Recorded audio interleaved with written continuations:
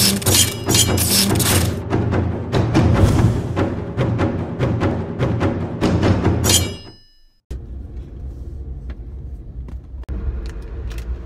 guys, welcome. This is NinjaGaijin episode 11, and today's episode I'm going to be taking you with me on the highway actually, and just so you can see what it is and what's it like. And I'm also eating an ice cream sandwich bar, which I bought from Lawson. It's kind of like an ice cream sandwich. Yeah. So let's go on the highway. Alright, so like I said, we're about to go on the highway. Just over this this bridge, we're gonna make a left-hand turn. And what's about interesting about this upcoming left-hand turn is actually, so in Japan, at red traffic lights, you're not allowed to make a left-hand turn. But this is the only traffic light in 6 years that I've found that actually allows you to make the turn. Alright, so as you can see, I mean it's green right now, so we're just going to make the turn anyways. Well, now it's going to become yellow, but yeah. So this is where we go. I have something called an ETC. In America, it's something like Easy Pass, right? You just drive slowly, it registers your card.